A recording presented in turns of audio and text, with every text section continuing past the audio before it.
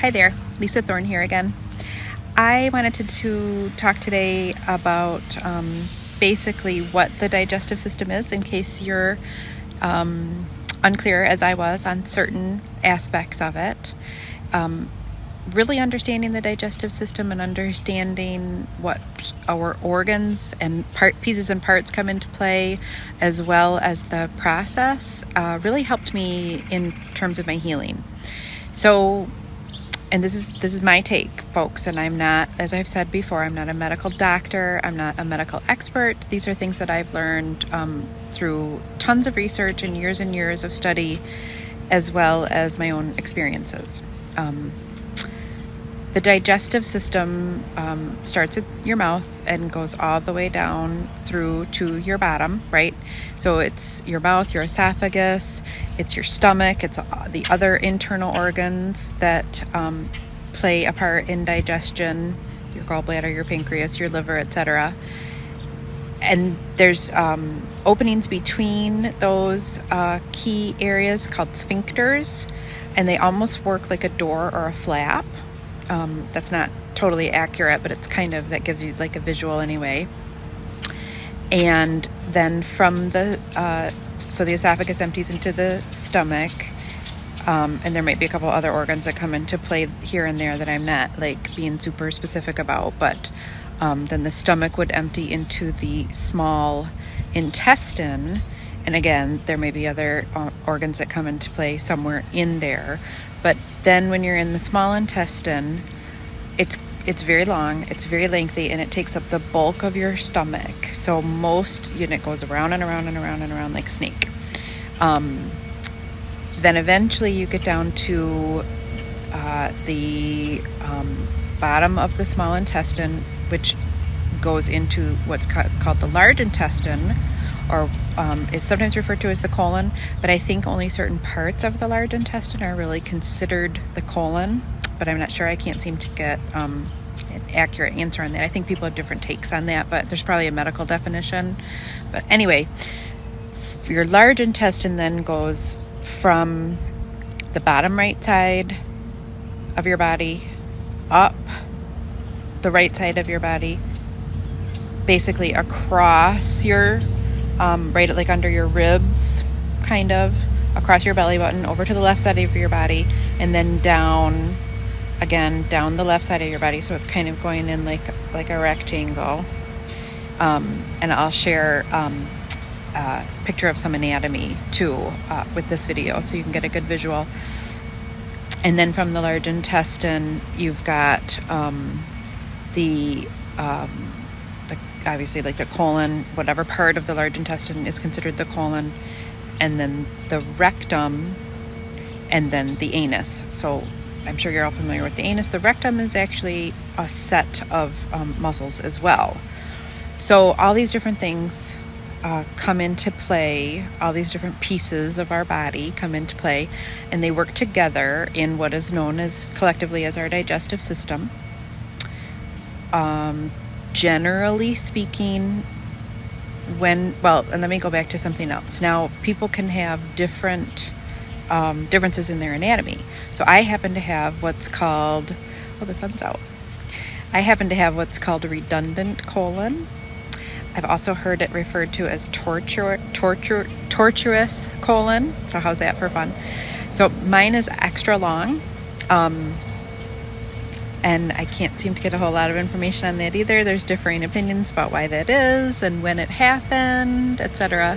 So mine kind of winds around a little more like more of a snake. So that adds another layer of fun to my experience. So not everybody's exactly the same. So it's good to know, when I saw x-rays of my anatomy, it really helped me with being able to visualize things. So it's good for you to be able to know what are you dealing with inside of you. Get to know your innards, get to know your insides. They're your friend, right? Like we're happy that we have intestines. We're happy that we have the pieces and parts that we do, so that our body can do its best to work as it was intended. So collectively it works together.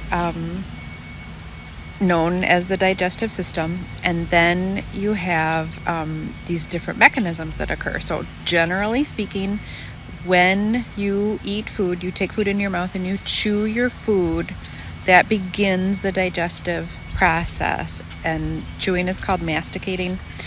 And then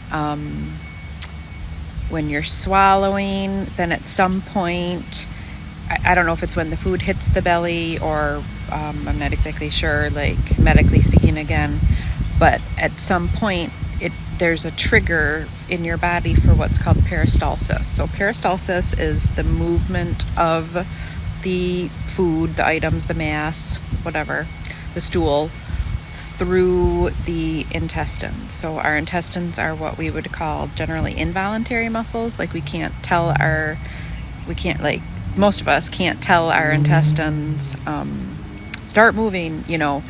It's the difference between like being able to do something with your hand, which is voluntary, versus the involuntary motion of the intestine. So there's typically a trigger that starts that peristalsis, that movement, and it's often related to eating. And then from there, then the body kind of just takes it from there and does its thing, right? So for normal people anyway. So for IBS, not to say that people with IBS aren't normal, but I mean for a normal functioning system.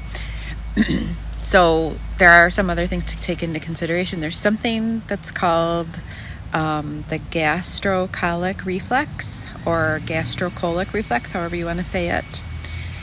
And that is a trigger to tell your gut to start peristalsis, to start movement, to start passing, to start things flowing.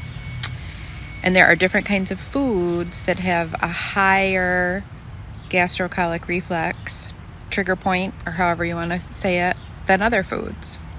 And this has been critical to my healing to understand this, okay? So foods that have, and at this point I don't know of any documentation or literature that would go through and list a food's gastrocolic reflex index, but I've learned a lot about the different kinds of foods, so I'm going to be sharing that information here as well. So soluble fiber is a huge friend of ours. Insoluble fiber is a friend of ours, but a huge gastrocolic reflex trigger. So you need to have insoluble fiber, but it will trigger your motion. And fats can be a big trigger.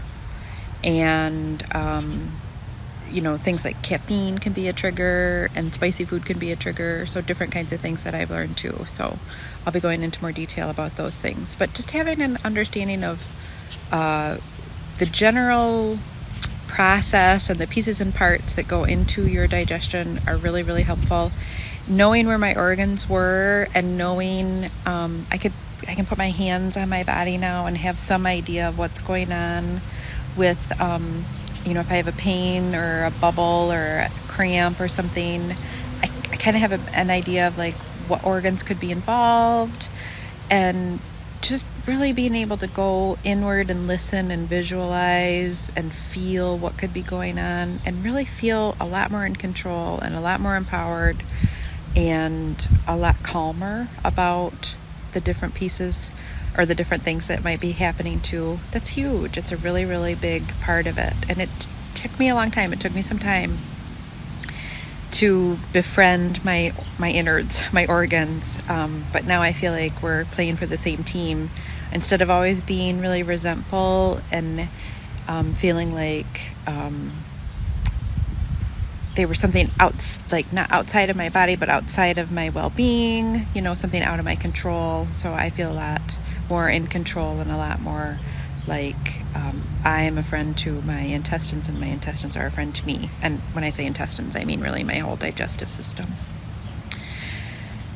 So also with all of that said, as we eat different foods and we change our diet and we learn different things and we start to make adjustments, if you're diagnosed with there's typically 3 different diagnoses for IBS. There's IBS-D, which is predominantly diarrhea, and there's like protocol that says it's like 25% of stools are diarrhea or something like that. And I would guess that protocol changes, so I'm not going to bother quoting it here. Another is IBS-C, which is predominantly constipation, and IBS-M, which is IBS mixed. And then actually there's another, and it's IBS, and I don't remember what the initial is, but it's like unknown or not enough information to be able to diagnose it. So it's just kind of like IBS question mark, basically. So it's really important to know that you could be diagnosed with IBS-D, but as you make adjustments to your diet and changes, you could swing on that pendulum from D over to C, because your digestive system is always this work in progress. It's always looking for balance. It's always trying to achieve balance. And very, very often people who are constipated end up having diarrhea eventually, because it's the body's way to flush what needs to come out. So it will flood the system, and then you think you have diarrhea, but it's really a constipation thing, right? Or I don't have another example, but I just mean that it can change. So again, it's that regular, like there's the protocol that says like 25% of daily stools or weekly stools or that kind of thing. So just because you have, most of the time you have IBS-D, but then now and then you're C, it doesn't necessarily mean that your diagnosis has changed to IBS-M, but it is important to know that if you were IBS-D and then eventually you become IBS-C, in the sense that you're having a really hard time passing, then you might actually have changed fully into more of dealing with constipation. So just things to keep in mind. This is an influx, ever-changing issue. Our bodies change, our knowledge changes, what we take into our body changes, what we find works for us changes. So it's just important to know that maybe the label doesn't really matter all that much, and you just need to listen to your body and figure out what it needs in the moment, right? So I'm hoping that over time I'm offering up information here that lets you know what your body might need to help swing you back to center. So we're always trying to get to center. We're always trying to get to not be too far this way and not be too far this way, right? So a big key is that soluble fiber versus the insoluble, making sure that soluble fiber hits the gut first, and that we're not triggering ourselves with other things like fats or caffeine or things like that on an empty stomach. So more to come on that.